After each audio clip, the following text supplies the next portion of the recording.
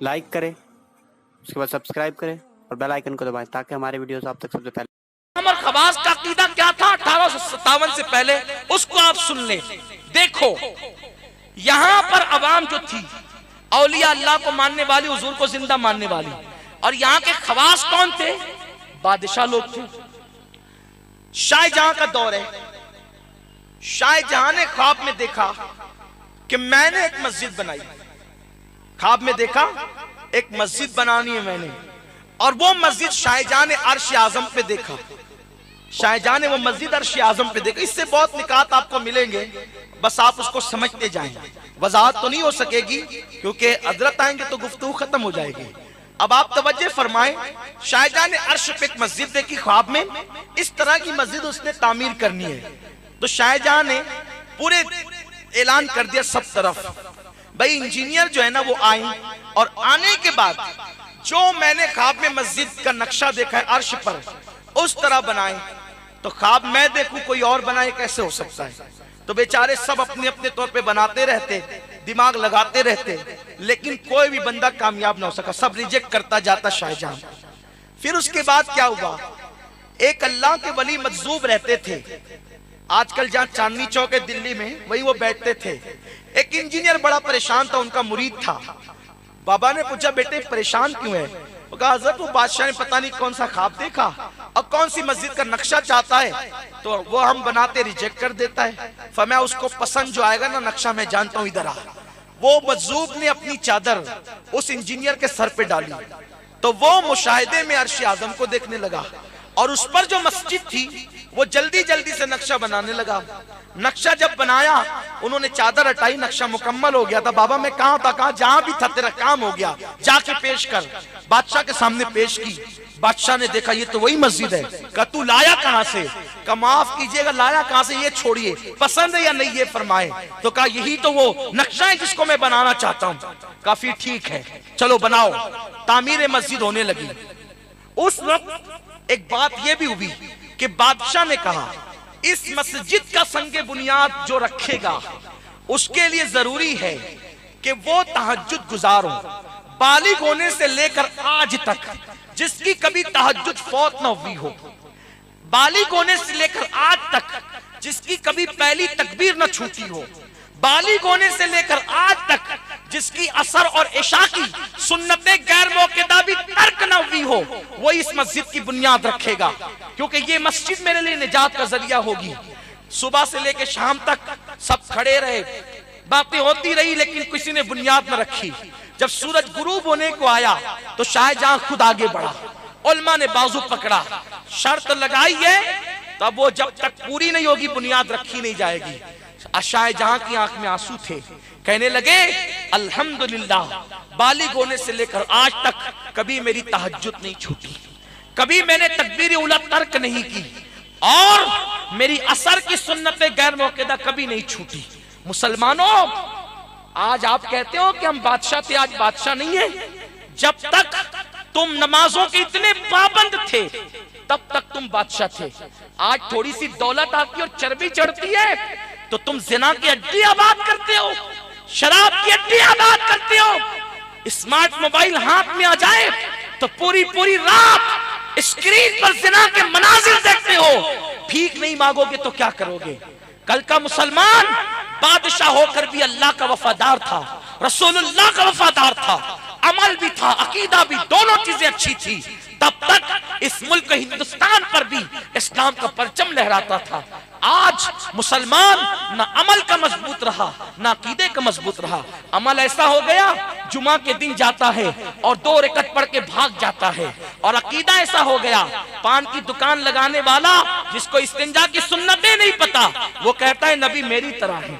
जिसके रंग से बीवी बेजार है कहता है नबी मेरी तरह है। और फिर जब ये बात कही जाए नबी तेरी तरह कैसे है, इसलिए कि तुझे देखकर तो कोई नमाजी भी नहीं बनता, हुजूर को देखकर लोग सहाबी बन गए। तो लोग कहते हैं जाहिरी तौर पे, हम कहते हैं नबी के जाहिरी की तो बात हो रही है, बातिन की बात करना तो अबू बकर सिद्दीक ने भी नहीं किया। हुजूर का बातिन तो अबू बकर भी नहीं जानते, हम क्या जाने। आका ने फरमाया या अबी बकरिन लम यारिफ भी हकीकतन गैर रब्बी, अबू बकर मेरी सिवा कोई नहीं जानता, तो उनका बातिन तो सिर्फ रब जानता है। खुदा कहते नहीं बनती, जुदा कहते नहीं बनती, खुदा पे तुमको छोड़ा है, खुदा जाने के क्या तुम हो, हमें क्या पता। हम तो बस इतना जानते हैं कि तुम अल्लाह के रसूल हो, अल्लाह के हबीब हो, बादस खुदा बुजुर्ग, तो ये किस्सा मुख्तसर। तो लोगों, मुसलमान कैसा था जब तक तुम्हारे अंदर अय्याशी नहीं थी, जब तक तुम्हारे अंदर पाप नहीं थे, जब तक तुम्हारी बेटियां पर्दे की पाबंद थी, जब तक तुम्हारे घरों में, तुम्हारे कलों में मस्जिदें हुआ करती थी, जब तक तुम्हारे यहाँ सुबह को रोजाना तिलावत कुरान होती थी, जब तक तुम्हारे बच्चे तिलावत कुरान करते थे, हाफिज़े कुरान होते थे, उस वक्त तक तुम कामयाब थे। आज मालदार अपने बच्चे को डॉक्टर तो बनाना चाहता है, लेकिन आलिम दीन बनाना नहीं चाहता, क्योंकि कौम का मिजाज बना है आलिम बन के मस्जिद की इमामत तो करेगा। किसने कह दिया कि हर आलिम को मस्जिद की इमामत जरूरी है? किसने कहा आलिम को मस्जिद की इमामत जरूरी है? अरे आलिम अगर इंजीनियर बन जाए, आलिम अगर डॉक्टर बन जाए, आलिम अगर टीचर बन जाए, तो क्या नहीं बन सकता?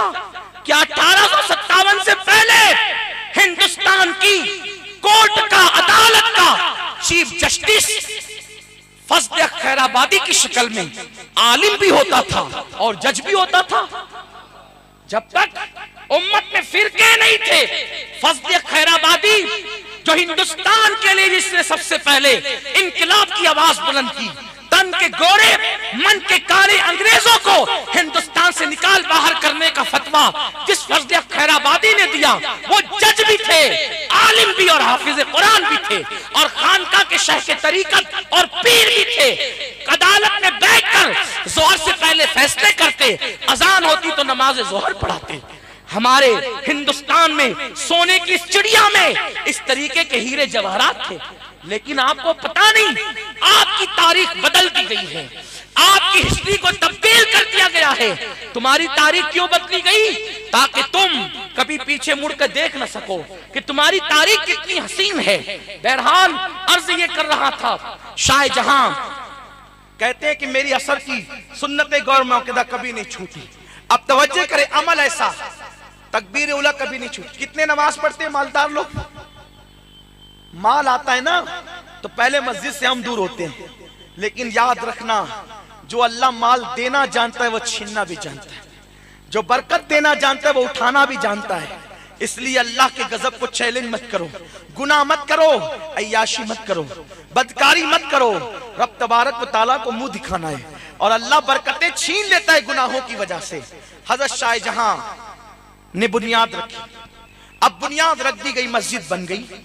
जब मस्जिद बन गई तो अब लोग बातें करने लगे, ये शाहजहां इतनी सख्त कैद लगाई थी संगे बुनियाद के लिए, अब इफ्तिताह के लिए पता नहीं कितनी सख्त कैद लगाएगा। इफ्तिताह कैसे होगा? मस्जिद बन गई। मस्जिद बनने के बाद शाहजहां ने मस्जिद को ताला लगा दिया, हौज में पानी भर दिया, और जो मस्जिद का बाहर है ना, ये दिल्ली की जामा मस्जिद की बात कर रहा हूं, जो मस्जिद का बाहर है ना, वहां ओटे पे मुसल्ला बिछा के 2 रकअत नफिल पड़ी, और मदीने मुनव्वरा की तरफ रुक करके कहा, या रसूल अल्लाह, हुक्म था मस्जिद बनाने का, सो मैंने बना दिया, लेकिन मस्जिद आबाद करने का हुक्म कि मैं इसको आबाद रखूं, अब ये मेरे जिम्मे पर नहीं। मस्जिद का इफ्तिताह उस वक्त होगा जब आप खुद तशरीफ लाकर यहां नमाज अदा करेंगे। अगर आप आएंगे तो मस्जिद का इफ्तिताह होगा, वरना क़यामत तक की मस्जिद ताला लगी रहेगी। आप तशरीफ लाएं, कबूल फरमाएं, मस्जिद का इफ्तिताह करें। अब आप मुझे बताएं, शाहजहां का दौर कब का है? हुजूर सल्लल्लाहु अलैहि वसल्लम के पर्दा फरमाने के तकरीबन 1200 साल के बाद का दौर है शाहजहां का। लेकिन शाहजहां का अकीदा यह है कि कब्र में 1200 साल गुजर जाने के बाद भी हुजूर जिंदा हैं। दिल्ली से मैं फरियाद कर रहा हूं, हुजूर सुन रहे हैं, और उनको बुला रहा हूं तो वो आ भी सकते हैं। ये अकीदा बादशाह का था, अवाम का था, खवास का था। कब तक? जब तक अंग्रेज हिंदुस्तान नहीं आए थे। अब पता चला नबी मरकर मिट्टी में मिल गई। अकीदा कहां से आया? ये सहारनपुर का अकीदा नहीं है, ये अकीदा कादियान का नहीं है, ये अकीदा नदवा का नहीं है, ये अकीदा कहां का है? ये अकीदा बरतानिया से आया हुआ है। प्रचार इस जगह से हुआ है, प्रचार इन लोगों ने किया, प्रचार की जगह ये है, लेकिन अकीदा आया है ये बरतानिया से, इंग्लिस्तान से। ये अकीदा हिंदुस्तानियों का नहीं है, ये अकीदा अरबों का नहीं है। अरे अरबों का ये अकीदा कैसे हो सकता है कि सिद्दीक अकबर ने रसूल पाक के पर्दा फरमाने के 2.5 साल के बाद कहा कि मेरे इंतकाल के बाद मेरा जनाजा रसूलुल्लाह के कदमों में रखना, और हुजूर से कहना अबू बकर जिंदगी भर साथ रहा तो मजार में भी कदमों में सोना चाहता है, अगर हुजूर इजाजत दे तो मुझे हुजूर के कदमों में दफन कर देना, और इजाजत न दे तो मुसलमानों के कब्रिस्तान में दफन कर देना। कब्र के अंदर से भी कोई इजाजत दे सकता है? हाँ दे सकता है, ये सिद्दीक अकबर का अकीदा है। अल खसाइसुल कुबरा में इमाम सयूती ने लिखा है, पता चला कि ये जो अकायद तुम्हारे अंदर आए ना, तकवियतुल ईमान वाला अकीदा, हिफ्जुल ईमान वाला अकीदा, बराहीन कातिया वाला अकीदा, ये सारे अकायद के जिम्मेदार प्रचार मौलवियों ने किए हैं। ये अकीदे लाने वाले अंग्रेज हैं, तन के गोरे मन के काले अंग्रेज है ये, वरना हमारे अकायद क्या थे? अवाम का भी अकीदा था, हुजूर को बुलाएं अगर चाहे तो आएंगे। लोग कहते हैं इन सुन्नियों को क्या हो गया? कहते हैं मेरे आका आओ की मुद्दत हुई है, तेरी राह में अखियां बिछाते बिछाते, सुना है आप और आशिक के घर तशरीफ लाते, मेरे घर में भी हो जाए चरागा या रसूलल्लाह। जब हुजूर को हाजिर और नाजिर मानते हो तो फिर ये क्यों कहते हैं मेरे घर में भी हो जाए चरागा या रसूलल्लाह? हुजूर तो हाजिर और नाजिर है, फिर बुलाते क्यों हो? या तो हाजिर और नाजिर मानना छोड़ो या बुलाना छोड़ो। हम कहेंगे दोनों नहीं छोड़ सकते, क्योंकि तुझे नहीं मालूम है हमारा अकीदा क्या है। हम हुजूर को हाजिर और नाजिर मानते हैं रूहानी तौर पे, और बुलाना चाहते हैं जिस्मानी तौर पे। ये है हमारा अकीदा। वो तो कहते हुजूर अगर जिस्मानी तौर पे भी आ जाए तो करम होगा। बहरहाल शाहजहां ने कहा हुजूर आप तशरीफ लाएं। अगरचे ये तारीखी वाकया मुमकिन है इसको कोई माने ना माने, लेकिन अभी हम उसको दलील से मुज़य्यन भी करेंगे कुरान और हदीस की, ये तारीखी वाकये को। फिर क्या हुआ? शाहजहां ने कह तो दिया, कई दिन गुजर गए, रोज दरवाजा खुलता, सुबह को हाउस धोया जाता, पानी फेंका जाता, नया पानी भरा जाता, बस किसी को नमाज पढ़ने की इजाजत न थी। शबे जुमा में शाहजहां ने ख्वाब देखा कि हुजूर तशरीफ लाए, मस्जिद के अंदर उतरे, उतरने के बाद हुजूर ने बैठ के वुजू किया, और हुजूर आए तो हुजूर को वुजू की जरूरत क्या है, लेकिन हुजूर ने वुजू किया। वुजू करने के बाद हुजूर ने नमाज पढ़ी, आंख खुली, गुस्ल किया, उलमा को, सादात को, मशाइख को और सिपाही को लेकर लाल किले के रास्ते से जामा मस्जिद आए। अंदर से रास्ता था, अब भी है। तो आए तो कहा कि जुमा की नमाज से मस्जिद शुरू कर दो। उलमा ने कहा क्यों? आपने तो कहा था जब तक हुजूर ने कहा हुजूर आ चुके। कहा ये खुशबू नहीं देखते हुजूर आ रहे, खुशबू आ रही है। कहा खुशबू तो आ रही है, लेकिन शाहजहां कोई दलील चाहिए उलमा को। तो कहा मैंने ख्वाब में हुजूर को वुजू करते भी देखा है हौज पे। तो जब हौज पर आए तो अब भी पानी बह रहा था। उस दिन से लेकर आज तक जहां हुजूर ने बैठ के वुजू किया था, अब भी उस जगह पे जाली लगा दी गई। जाकर के दिल्ली की जामा मस्जिद देख लो, आजकल से जाली नहीं लगी, उसी दौर से लगी है जाली। और लिखा हुआ है कि ये जगह हुजूर अलैहिस्सलाम के वुजू करने की जगह है। फारसी में लिखा हुआ है, आज भी आप जाके देख सकते हो। वहां किसी को बैठने की इजाजत नहीं है, जाली लगी हुई है, आज भी लगी हुई है। अब आप मुझे बताएं कि हुजूर आकर मस्जिद का इफ्तिताह करते हैं, सारे उलमा ने इत्तेफाक किया। तो ये अवाम और खवास का अकीदा कब तक था? 1857 से पहले तक था। लेकिन जब अंग्रेज आया तो उसने हमें लड़ाना चाहा, और यहूदियों ने ईसाइयों में फिरके बनाए, तो इन्होंने भी हमारे अंदर फिरके बनाए, और फिर हिंदुस्तान का मुसलमान फिरकों में तकसीम होने लगा, लड़ाइयां शुरू होगी। अब जो लोग जो भाई कहते हैं कि मुत्तहिद हो जाओ, हम कहते हैं बिल्कुल हो जाओ, लेकिन उनसे कहिए जिन्होंने फितना पैदा किया है। हम तो अपने घर में बैठे हुए हैं। देखिए एक मिसाल बताता हूं। एक माँ का और बाप का घर है, अब बाप के बेटे हैं 10, ठीक है, उसके 10 बेटे हैं। बेटा शादी करके निकल के गया अलग, दूसरा निकल के गया अलग, तीसरा निकल के गया अलग, चौथा निकल के गया अलग। 10 के 10 बेटे में से 9 अलग अलग हो गए, और एक बेटा माँ के पास और बाप के पास बचा। अब मोहल्ले के पंच आते हैं ना, तो जो बेटा माँ के घर में रहता उसी को कहते हैं बेटा इत्तेहाद कर लो, इत्तेहाद कर लो। अरे ये कोई बात हुई? वो क्या इत्तेहाद करने जाएगा कि वो माँ का घर छोड़ दे, बाप का घर छोड़ दे? इत्तेहाद की बात करना है तो जो घर छोड़ के गए हैं उनके पास जाओ और उनको कहो माँ बाप का घर छोड़ा नहीं जाता, लौट चलो माँ के घर, लौट चलो बाप के घर।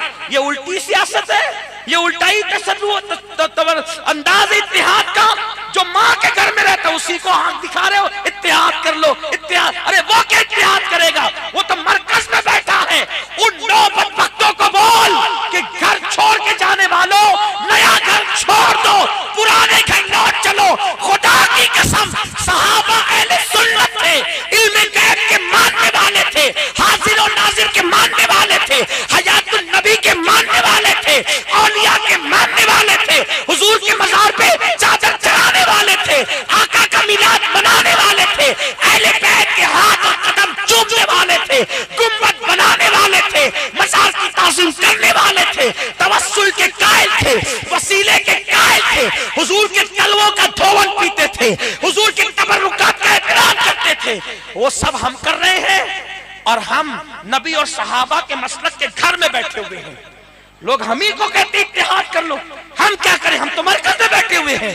वो लोग जो हमसे टूट कर इन बेगैब के मुनकिर हुए हैं और जिन्होंने डेढ़ की अलग बना रखी है, उनको कहो छोड़ो वो घर जो 1857 के बाद तामीर किया, छोड़ो वो घर और लौट चलो उस तरफ जो घर छोड़ के तुम आए हो। लोगों को उनको कहना चाहिए, लोग हमें कहते हैं।